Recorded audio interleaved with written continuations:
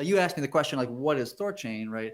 The simplest, most concise way I can put it is that it's a cross-chain Uniswap. It's the ability to have an AMM that functions not just within a specific ecosystem like Ethereum. It can exist in any ecosystem. Ethereum, Binance, Bitcoin, Ripple, Doge, whatever your like cup of tea is, it can function within any of those ecosystems.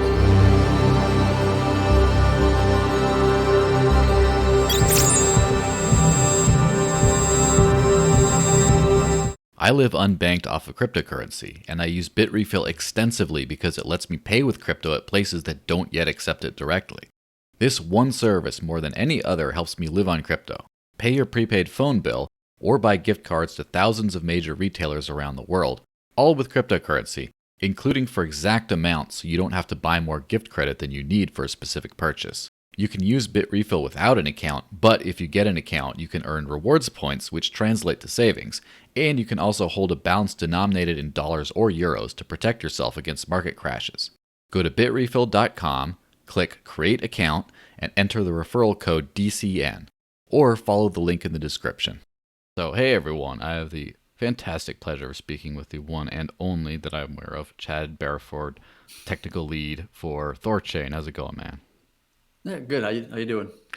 Doing quite well. I mean, the world's changing at an astronomical pace, tweet by tweet, day by day. The crypto world's getting a little crazier. And so, yeah, it's been insane the last like week or so. yeah, for sure.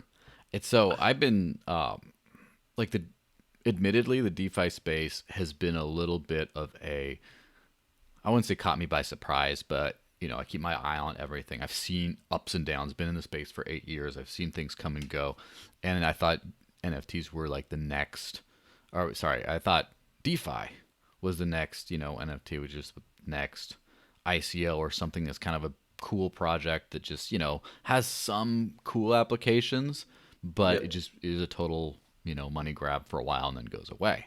And I'm sure there's a lot of that with DeFi, but then I started seeing, like Uniswap liquidity go way, like trading volumes go way up. I started to notice, but it wasn't until I started seeing stuff about THORchain that I started to actually be like, maybe there's something else to this that's like real. So just for the dumb, uneducated, I'm not calling anyone dumb, uneducated, viewers at home, why don't you just quickly explain what is THORchain and why is it there?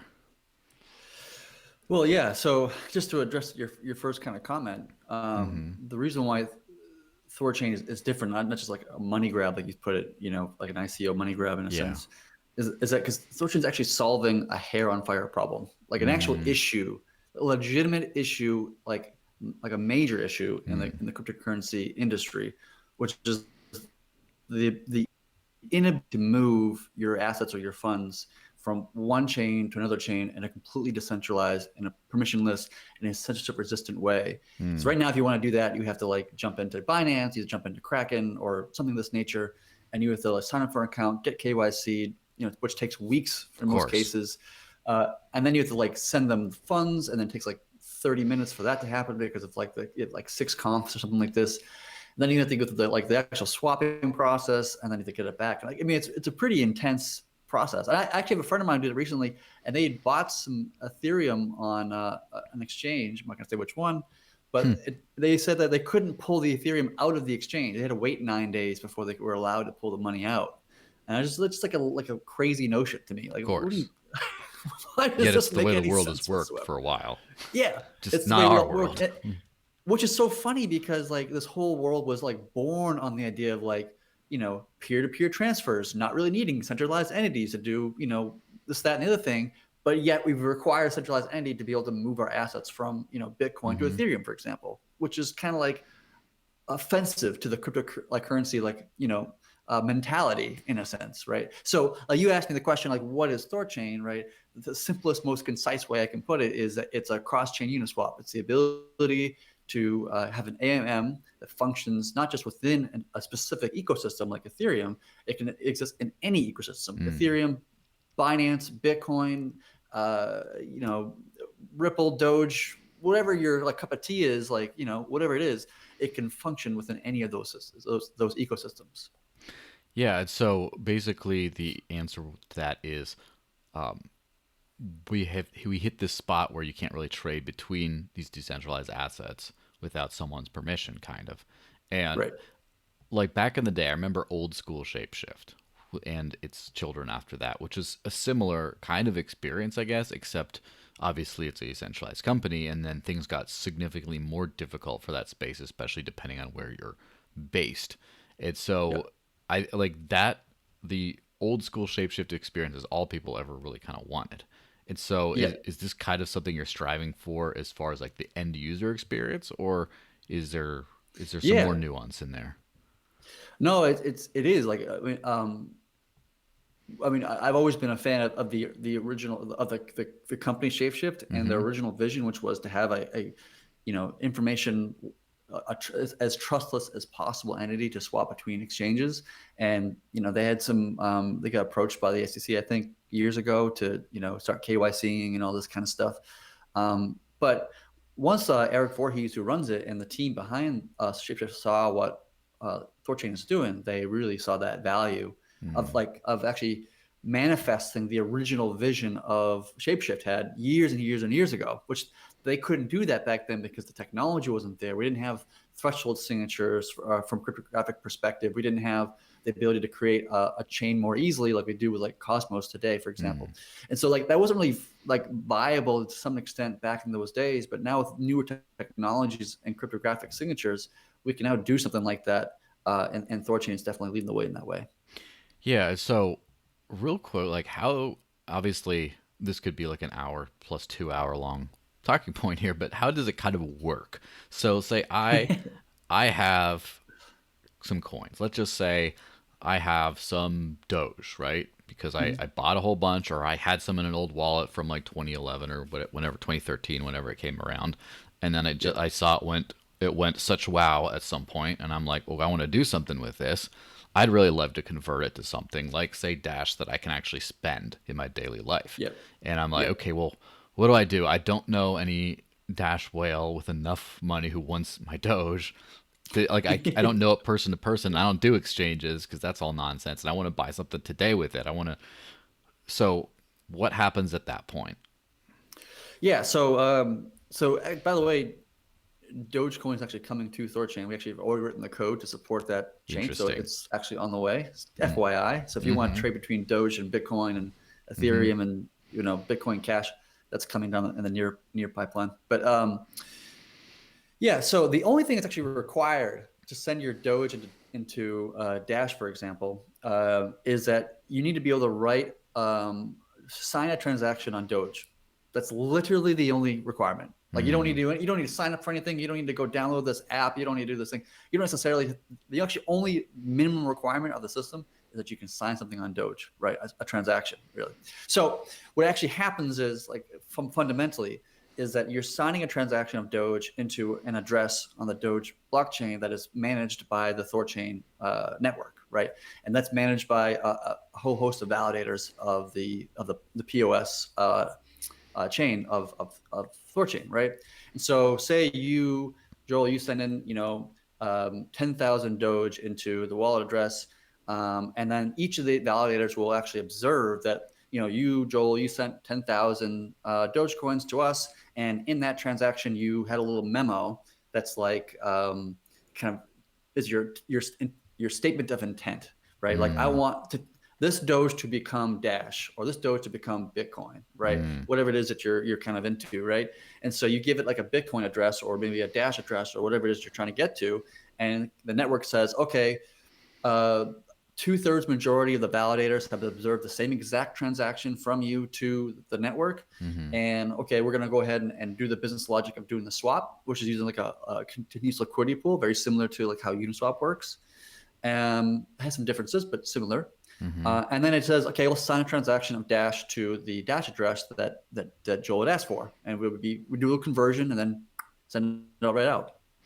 Yeah, and so where's the Dash coming from in this thing? I'm sorry if I asked some slightly dumb questions, but I'm No, trying no, to just make sure everyone hearing no, this can kind of follow the no, train. that's it's a good question. It's a very good question. So each individual asset on THORchain, whether it be Dash, whether it be Bitcoin, whether it be Doge, like whatever it is, has a liquidity pool, right? And that liquidity pool is comprised of two assets always. It's always going to be RUNE, it's going to be one asset, and then the other asset's going to be Doge, or it's going to be Bitcoin, or it's going to be Ethereum, or it's going to be USDC, whatever it might be, right?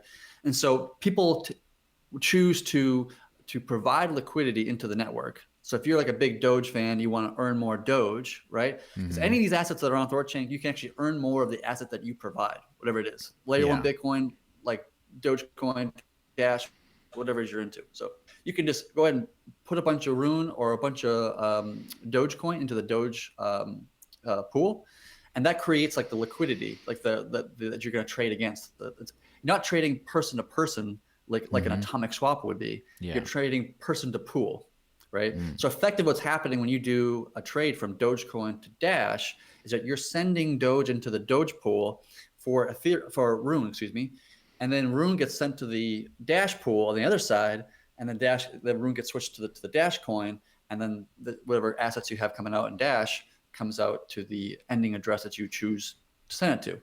Right. So it's actually a double swap that's happening kind of in the background there, but it's actually using that liquidity of anybody can provide in the world, of Dash, of Doge, of Bitcoin, of whatever, to provide the assets so that it can come out on the other side. And by the way, those people are making a yield by doing so, right? And they're making whatever assets they choose to provide to the network. Yeah, and so at some point, let's just say things become one way. Like some people are like Doge liquidity providers, whatever. Doge goes to the moon, and then everyone collectively decides that this is its last hurrah, it's not going up anymore, and everyone decides to sell. So then everyone is just dumping Doge into this pool, and they're trying to get other things out. This eventually liquidity on other coins could dry up if there's not enough people providing it, right?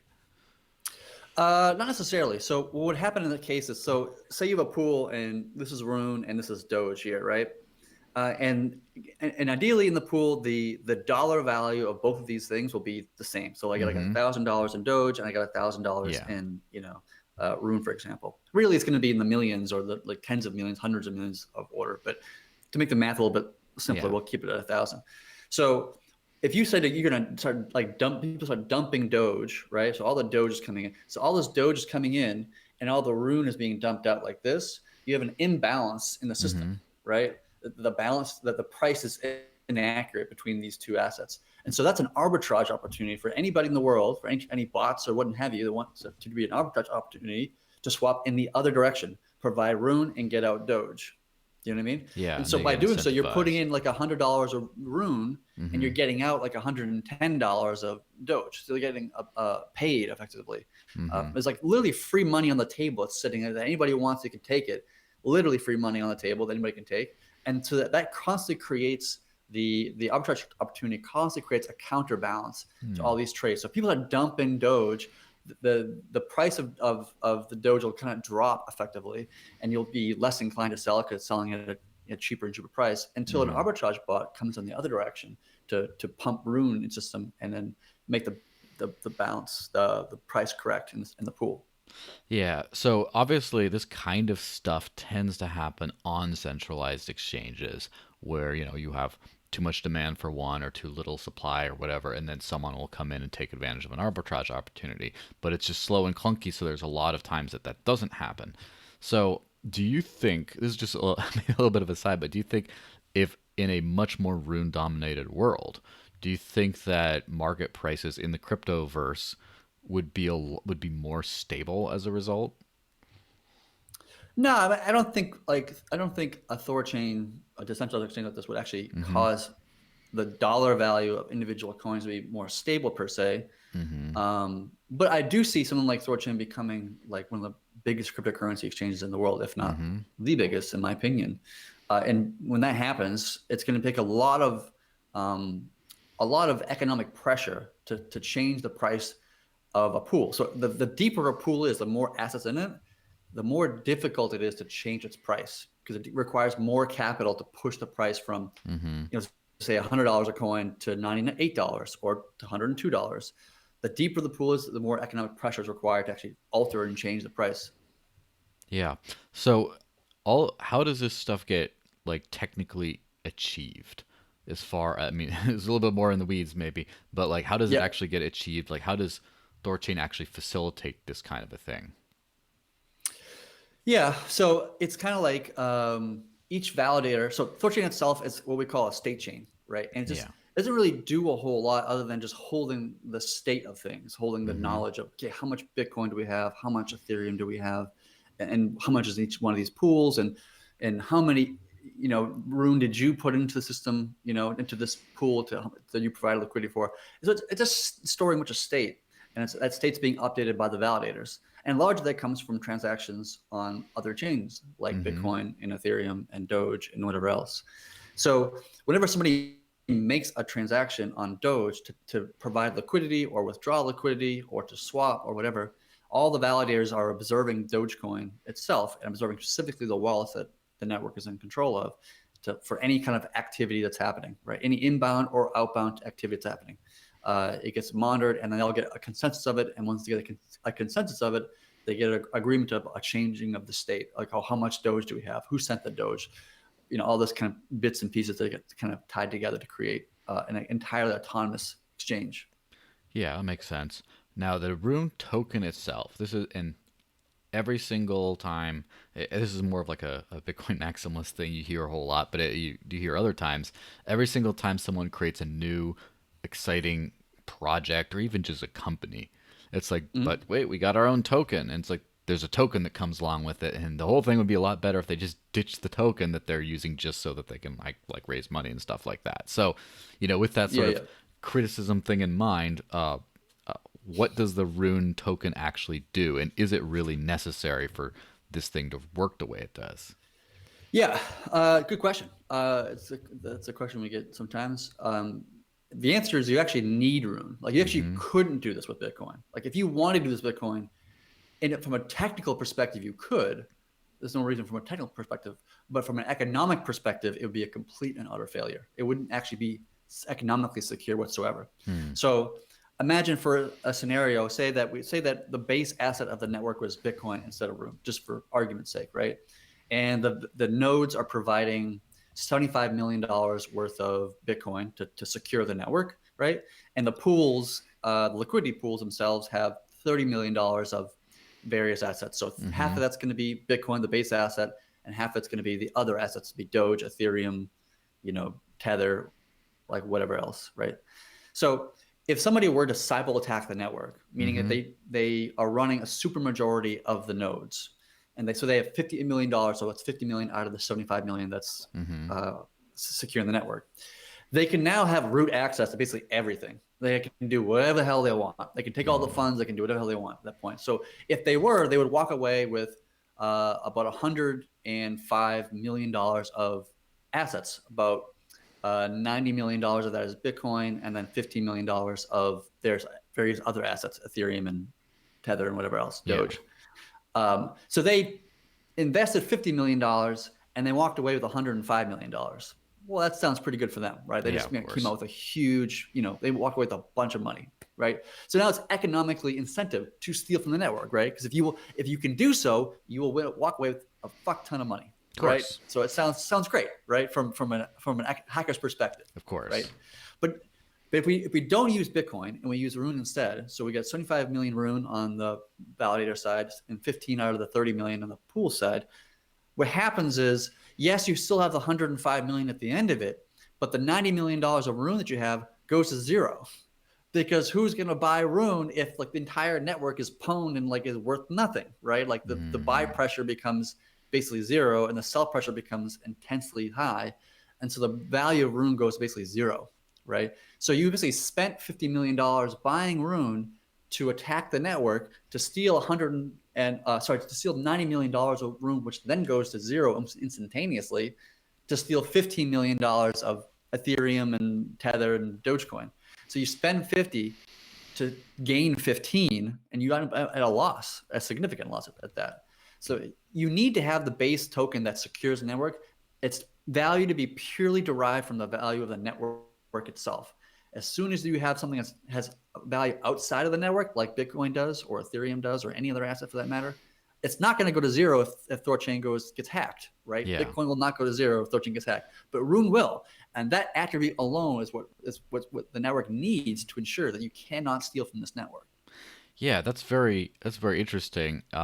It's almost like having its own token. It's almost like have its own token, so the token price goes up when stuff goes well. It's not even that. It's the opposite of that, where you have people's money in there, so the token could go all the way down. And it's a pretty interesting thing. Let me play. What is it? Devil's economist advocate here. Go for it. And so let's just say there's a pool, and people say, "Oh, I'm going to buy 50 million or whatever of Rune, and I'm going to go steal the stuff," and they do that, right? And the scenario plays out. It's terrible. Now, what if people then the value of Rune does not go down, but it actually goes, or it does not go all the way down, or it goes up even, because people say, if I got a lot of Rune, I can get these other assets. And then they're like, well, instead of going down, because they're like, oh, if I just get a ton of Rune, I can actually just steal all this money, all these other coins I really want. So maybe temporarily it could not crash, providing incentive. And that therefore, like, the Rune token is in demand as a hacking tool almost to take other ones until all the liquidity pools are dry, and then it crashes to zero. Yeah, so if somebody were to cyber attack the network and steal all the Rune, and then effectively they would steal all the other assets as well, whoever has Rune after that fact, you can't hack. There's no more hacking to do. The money's now gone. It's The like protocol is done. It's one and done. Like the network is now toast. You can't trade with it. You can't get any Ethereum out. You can't get anything out. The whole thing is just toast. All the money's been taken from the system. There's nobody else to take from, right? And not like, even if Rune didn't go to zero instantaneously, it would go near zero very fast, because if you hacked the system and you stole $90 million worth of Rune, which would in reality would be a vast majority of the circulating supply of Rune. It'd be, like, in reality, it'd be close to like 150 million Rune, something like this, right? Which is like billions of dollars, right? So like, if you were trying to sell that Rune, to get as much value out as you can, by doing so, you would just crash the price. There wouldn't be enough liquidity to handle that kind of trading. You would crash the price within like seconds, minutes, really. There's no reasonable way, once the system is hacked, there's no value to Rune once the system is cyber attacked, and that's a design choice to ensure that the economics are always like that you always lose money when you try to hack the system. Yeah, and it kind of sort of reminds me of like the hash rate wars in proof of work mining, where if you have like an ASIC coin, for example, and you do decide to like attack the network or whatever, you've ruined your substantial investment in hardware at the end of the day. And so like, it better be kind of worth it. And it so far, I mean, it's conceptually has some similarities there. Like, so if you're going to 51% attack, a POW like Bitcoin, for example, to say you had the money to do so and the means to do so, you actually would make more money to not do it and just be a good egg and just start like mining Bitcoin and like just contributing to the network. It's like, that's like part of the economics there. So unless you're like, you don't care about Bitcoin, you don't care about money. Say you're like Vladimir Putin, and like, you're already the wealthiest man on the planet practically. And so like, you don't really care about making more money. And so you're just like a non-rational actor. Then maybe, suppose, but there's not many non-rational actors in the world for that matter. Yeah, it's funny.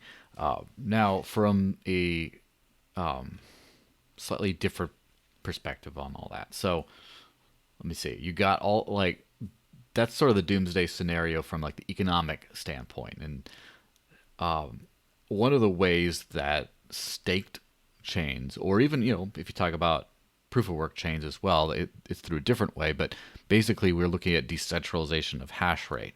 It's not that there's two things, I guess, securing either a proof of work or a proof of stake network. One is the fact that the incentives just aren't there to ruin your own investment to destroy the chain. But then there's also no one party can kind of do that, or no two parties maybe can kind of do that. So obviously every new or newer project just inherently tends to have poor distribution of coin, just because it's new. It hasn't gotten out there. Over time, it gets a lot better as the ecosystem matures. First off, like, what is Rune's current just distribution? How does it look? I have not looked at it, so you can make up whatever you want, and I'll have to fact check it later. And then second, is there any sort of idea or plan or something of how the token is going to get distributed so that you don't have this case where even if they wanted to, they couldn't get a super majority and start trading stuff? Sure. Well, even if you could get supermajority, you'd end up losing a bunch of funds in doing so. So I don't think people would do that just to burn the whole thing down. But so the network itself, there's 500 million coins pre-mined, right? Right now, I think there's like 232 million in circulation or something close to that. The team has around like a team treasury, if you will. I forget the quantity of coins off the top of my head right now. I want to say it's 50 million, but I could be wrong. I have to look it up. And then there's the reserve, which has about 200 million coins in it. So multi-chain network we just launched in April.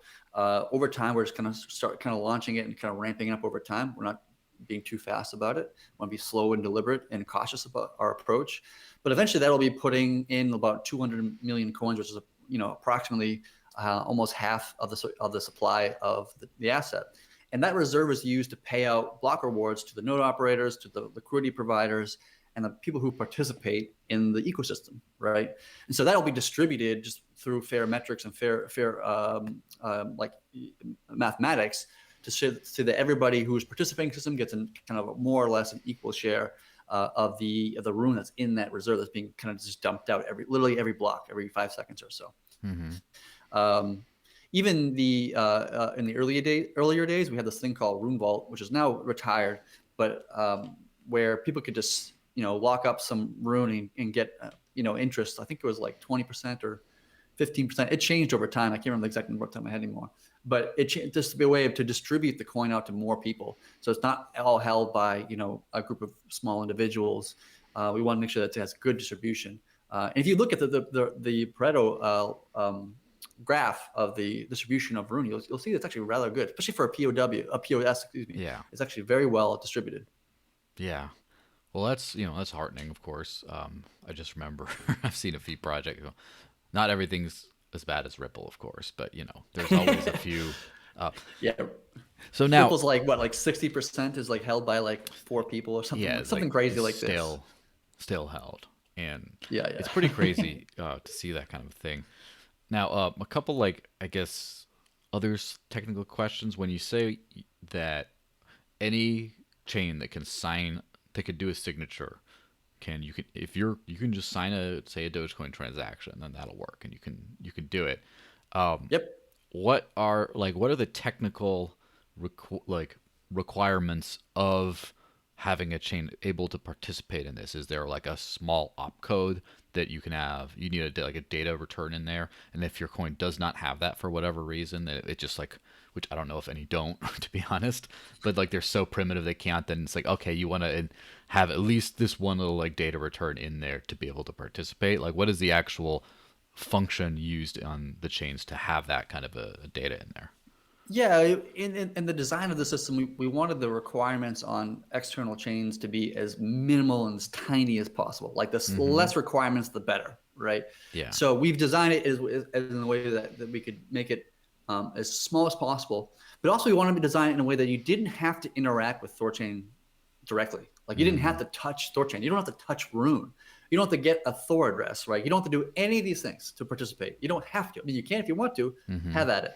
But if you don't want to, we wanted you to be able to say, oh, I'm a Bitcoin person and I want to get some, Ethereum, whatever, or I want to get some Tether because Tether Bitcoin's like the biggest, of course, pair in the industry. So I'm a Bitcoin trader, so that's when I get Bitcoin and get Tether and then get in and out of the Bitcoin, exposure, and then hopefully go up in value over time. So we wanted to make sure that you could do that in a way that didn't require you to buy RUNE or get a THOR wallet or something like this. It's actually not a requirement for the system itself. Yeah. So that's the only requirement is you actually need to sign a transaction and have be able to have what's called an op return in Bitcoin and also in Doge's world, I believe as well. An op return, which is like a little memo, right? Unfortunately for Bitcoin, the maximum size of an op return or a memo is about 80 bytes, which is rather tiny, which causes some issues from our perspective because we need to fit up a bunch of data into that little operator, like, what is your intent? I want to swap, and where do you want to swap to, and what is your swap target? Like what's the minimum amount of money that you're willing to take on the other side?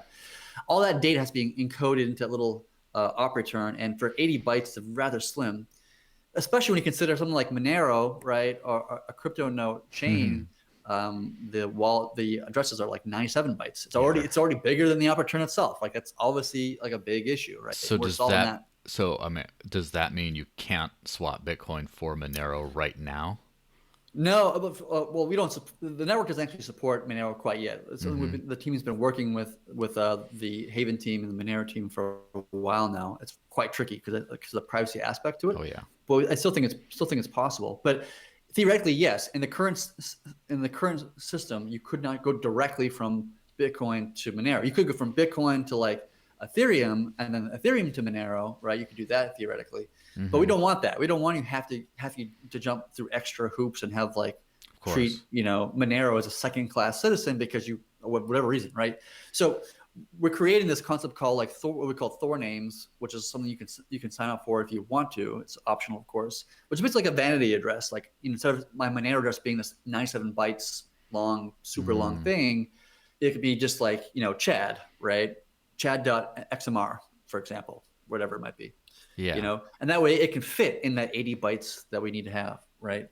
That's really like the only requirement for the most part, is being able to, can we generate a private key or like an address, a valid address on your blockchain without your requirement? So CBDCs might be a problem, for example, but for like every blockchain out there today, for the most part, you can do that freely. That's pretty much the only requirement I can think of off the top of my head. Can we create private keys at will? And can we embed some kind of memo into the system? And we actually have an idea of how to do that without, even if a chain didn't have the ability to do a memo, we already have a solution for that problem internally. We haven't coded it out yet because there's no chains that the community is interested in connect with that doesn't have that memo feature now already, but we already know of a way of solving that problem. If we get to a place where we find there's a chain that the community wants to connect to that doesn't support memos of any kind, then we can deal with that then. But I think the only actual core real requirement that I can think of the top of my head is that, can you create an address at will or private keys at will? Yeah. And that's pretty much true for every blockchain out there. Yeah. I mean, there's some some have different limitations or requirements, but yeah, I mean, as far as all the major ones and stuff. Yeah, there's no major one that's like that. Maybe like that's not true for like, the digital yuan, Chinese token. That might be true there, or maybe the US dollar coin one day will come out and may not have that ability. We'll see. But or the Facebook coin, whatever it's being called today. Or the Facebook coin, whatever it's going to become, Libra, whatever they change the name to. Yeah, of course. So let's just say I like this idea. I'm not a big trader myself, but I would love to start participating in the infrastructure. And I really want to run like a THORchain node. And so I'm saying, oh wow, I got my little Raspberry Pi, just came in the mail. I'm done trying to run this like Lightning node because it's too much of a pain in the butt and no return. But I would like to run a THORchain node and stuff. So what would I do, kind of like, and what are the basic requirements in order for someone to run a node, and then what happens there? Well, the first thing is Raspberry Pi will probably not cut it, right, in terms of the computational power needed, because not only do you have to run a daemon for THORchain itself, what's called a THOR node daemon, there's also a bunch of other daemons you have to run as well. So you have to actually run, for every chain that that THORchain is connected to, you have to run a full node of that chain. So you have to run a full Bitcoin, an Ethereum, a Binance, a Bitcoin Cash, a Doge, like all of them. You have to run all of them yourself independently. So that requires more computational power. The team has made it as easy as possible via something called Kubernetes to make it easy to spin up as much as possible. But you also need a bond, right? Which is like kind of your capital up ahead of time. And that's actually requirement. It's a lot of money that's required, a lot of RUNE that's required.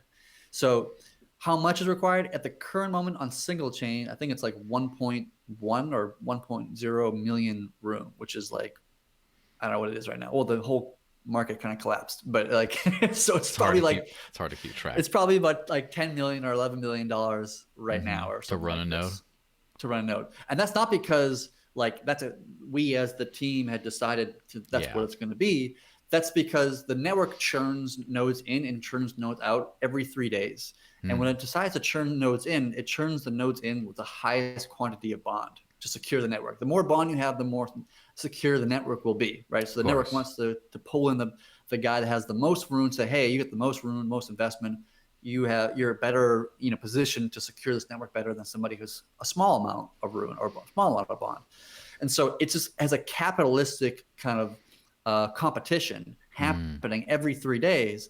And whoever bonds the most is the one that gets churned in. And right now for single chain, it's around 1.1 million RUNE. For multi-chain, which we just launched in April, it's around 340,000 RUNE to do so. That'll change with time as more validators get into the system and more validators are allowed into the network. It'll probably go it'll go up for the next like 6 months. It'll probably go up, and then I think we'll start seeing a decline in it, to be honest with you, because the single chain chaos net is a 1.1 million RUNE, largely because it has a limitation of 36 validators on that particular chain, and that's because of threshold signatures and cryptography thing that we don't need to get into the weeds unless you want to.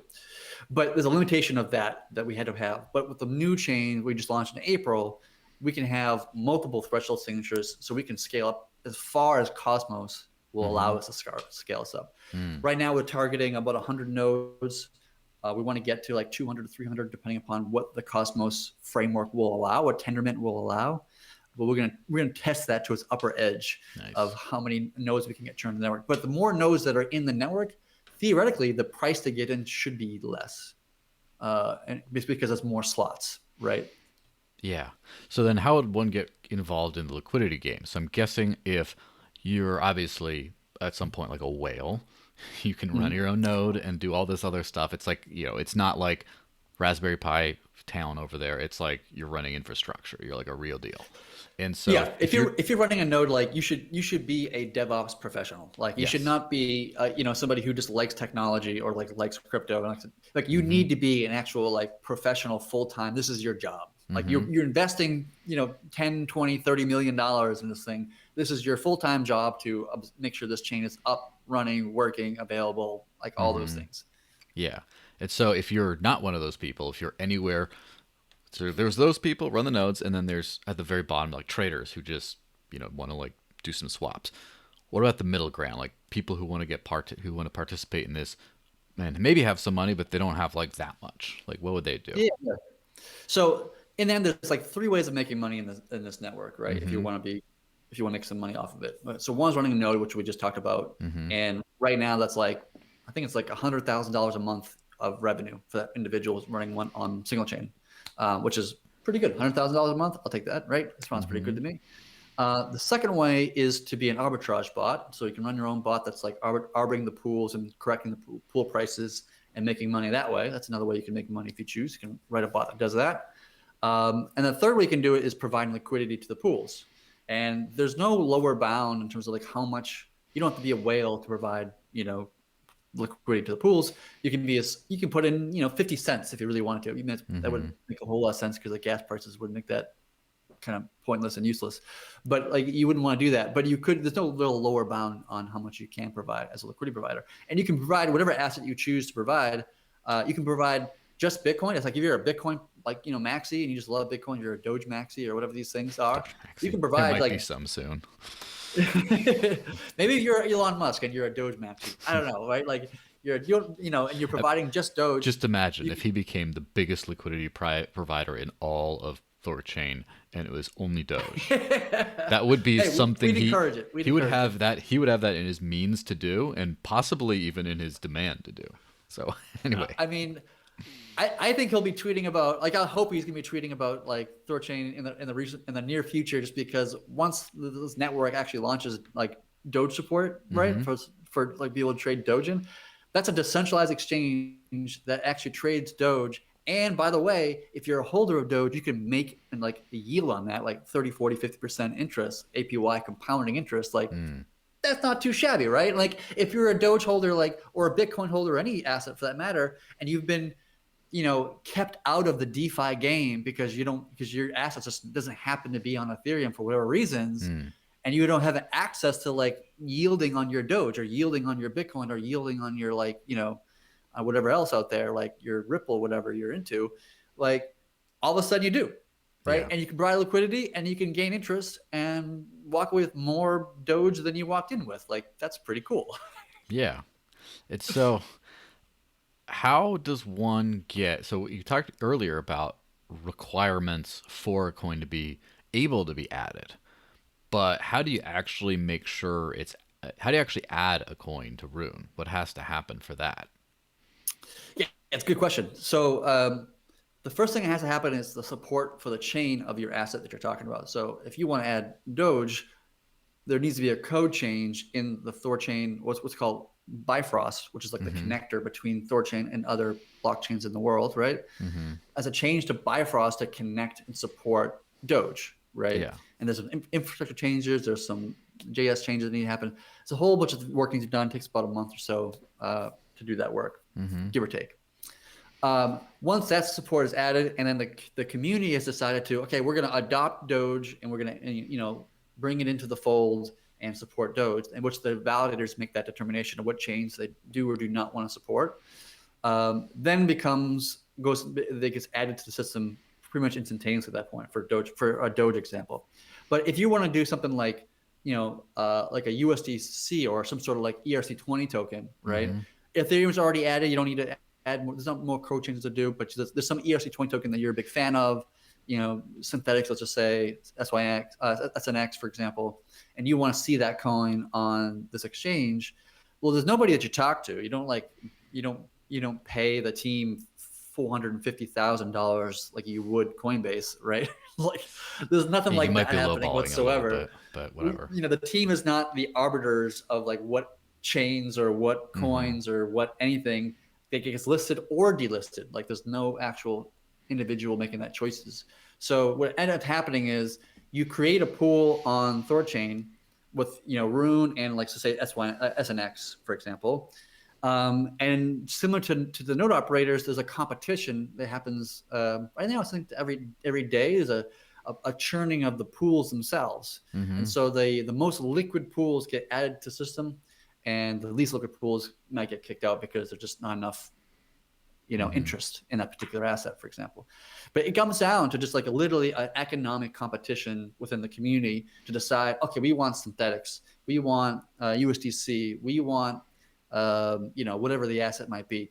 It all comes down to a democratic process that is everybody choose by just voting with their dollars, with their synthetics, with their Rune. So is there a limit to the assets at any one time then? Right now, there's a configuration to set the limitation of assets to 100. That is just a one-line configuration. It can be easily changed to add to 200 or 400 or whatever number. One thing to think about, though, is that every asset that you add to the network, right, it has a cost to it because the network has to do threshold signatures to maintain it and secure those assets. So it has a cost to the network. But what is the benefit of it, right? Because every asset that you add is probably going to have a diminishing returns effect on the value that it's adding to THORchain, right? THORchain is always kind of designed to be more of a short tail asset, meaning it's not going to have every asset underneath the sun. It's just going to have the biggest, most important, most assets out there. Right now, there's only like 15 or 20 or so assets. And those assets combined is like 94% of like the entire like market cap of all of crypto, right? So it's even with just like the few quantity of assets that are supported today, that still supports a vast majority of the market cap of crypto in general. But over time, more and more assets will be added, more and more chains will be added. There are teams that are reaching out to like, Polkadot's is being worked on, Zilliqa is being worked on. Monero, like I said, mentioned, and Haven, another one that is being worked on. There's a bunch of more assets being added to the system, literally on a daily basis, which you can check in every day and look at what's being added, what got added, and all these kind of things at will. Yeah, that's pretty fantastic. Now, yeah, the thing which probably is, I'm not sure if it's exactly 100% your wheelhouse, but it's important to kind of think about. The entire reason behind decentralized anything is so you can do stuff without permission, which means you don't have to go to, say, a government agency or whatever and get their approval. Now, Right. at the other side, at the same time, though, as utopian as I'm sure we all are with this, at some point the government does not agree. Like, oh yeah, you're not centralized, sure, whatever, you do whatever you want. Like, there's always going to be some sort of an attempt to regulate what can't be regulated. And so, do you know what the regulatory landscape is like for THORchain as far as, like, if you run a node, because obviously they want to do KYC and stuff like that, and if you that's not what you do because you do decentralized stuff. Is there any idea on like what kind of regulatory pressures might go on node operators or, for example, liquidity providers? Just like random people decide to throw $40 of whatever to get a few pennies. Are they like money transmitters and then they get? I mean, obviously this is not. I should be asking the government this, not you. And obviously, even more than that, I should be asking a legal team, not you. But just so don't. Yeah. Anyway. So I'll give you my answer to it, but I'm gonna preface it and say I'm not legal counsel. I am not, a tax attorney or any of this kind of thing. So do not make any, life choices based upon my 2 cents here. So just putting that first. But when you transact on THORchain, assets get moved with a threshold signature using a 2/3 majority, and it's not necessarily known, or at least it's ephemerally known, which one of those 2/3 people or nodes signed the transaction. So my understanding, which could be completely wrong, and I'm not telling people this is correct, is that because there's no way for somebody to know who signed this particular transaction, for a threshold signature transaction, that's true, then it'd be hard to pin it on a particular individual or node, I think.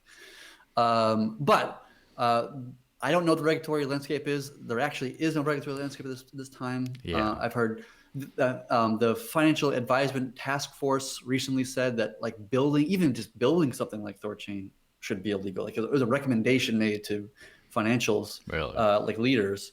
They literally said, like, you should be illegal to write code that does this thing, which is funny because, like, if I were to write a book called, How to Rob a Bank, right? That's fine. I'm not going to go to jail for writing a book called How to Rob a Bank. If I rob a bank, then that's obviously I'll go to jail for robbing a bank.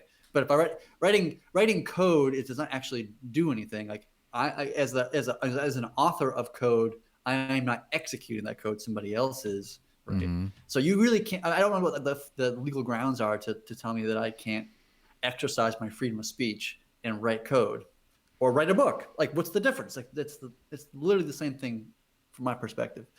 But I do expect there to be pushback, in the coming years. But I really don't know what that's going to be or how that's really going to manifest, because no government in history has ever been successful in actually stopping a peer-to-peer network, like a properly decentralized peer-to-peer network. Like, Napster didn't count because, like, it was peer-to-peer transfers, but you required a centralized entity to make connections initially.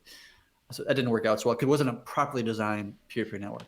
But something like BitTorrent, for example, still exists. It's been around for a decade or plus, whatever it's been. And BitTorrent still exists, still operates. You can go ahead and make it illegal if you want to, but you have literally no mechanism to actually stop it. So I don't know what you're going to do.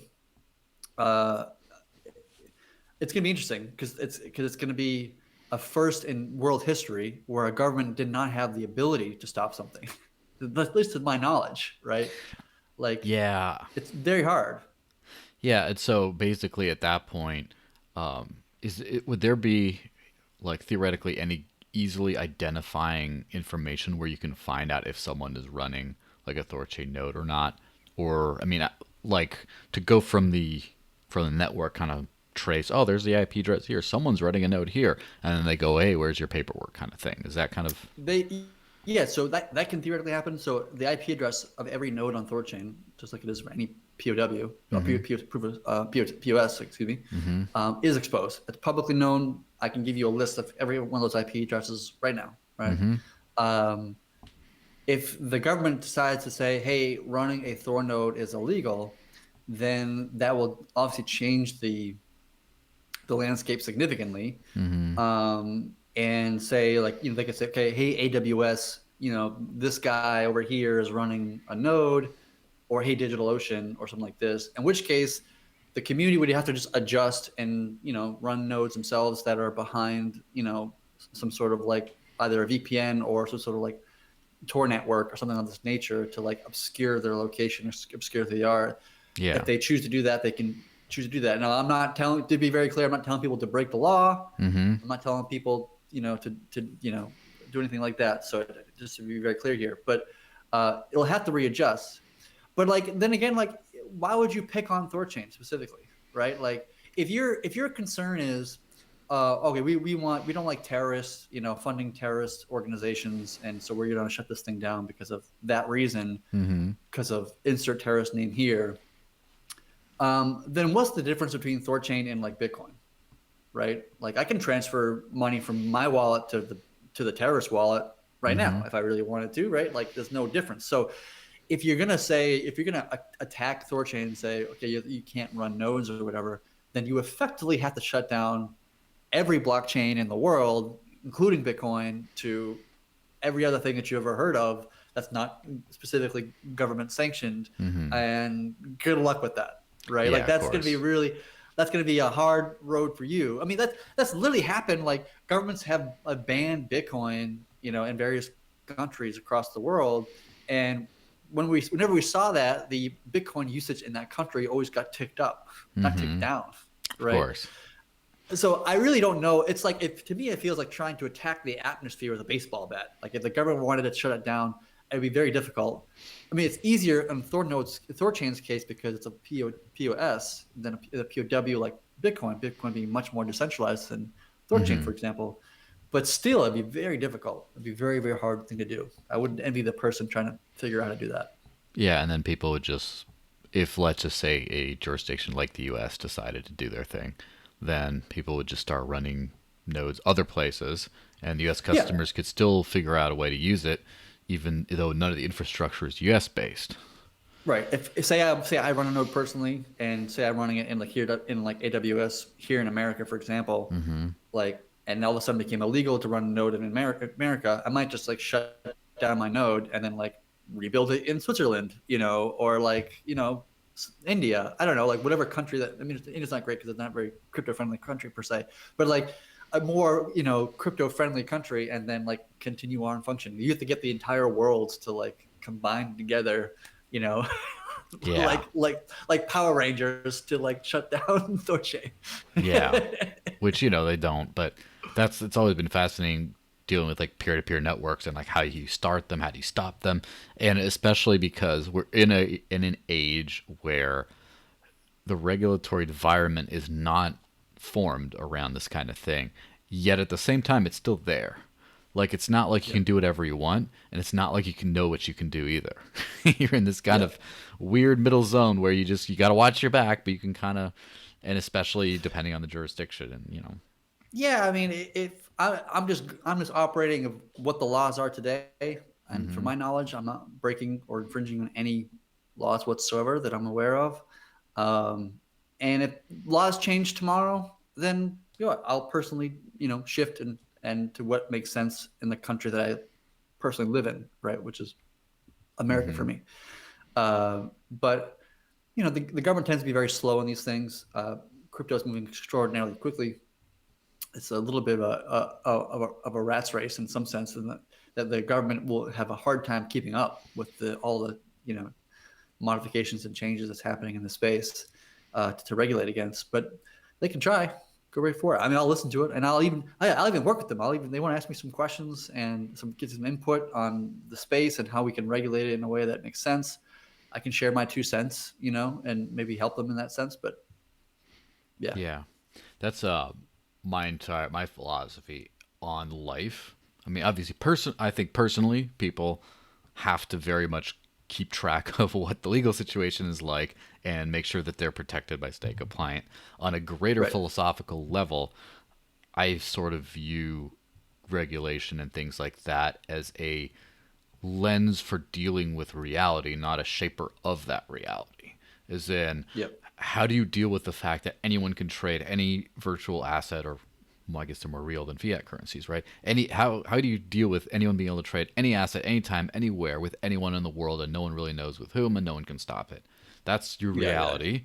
Now, what are you going to Yep. do? How are you going to regulate that? Like, you're not going to stop the reality. You're not going to move it in a different way. Right. You're just going to say, Right. what do we do with the actors in that reality? How do we find to make sure everyone's paying taxes? Are we going to have to change capital gains tax like law because it just doesn't fit this new model? Like, that's kind of my overarching policy point of view on that. Yeah. Yeah. And that's a good point, right? I think uh, exchanges in the past have been like mandated by governments to delist Hmm. certain assets, like Monero, for example, being a privacy-based token. And I think that'll change in the future, just because if you have a decentralized exchange that you can move between easily from, let's say, Hmm. Monero to Bitcoin, for example, then just like banning Monero won't actually ban anything.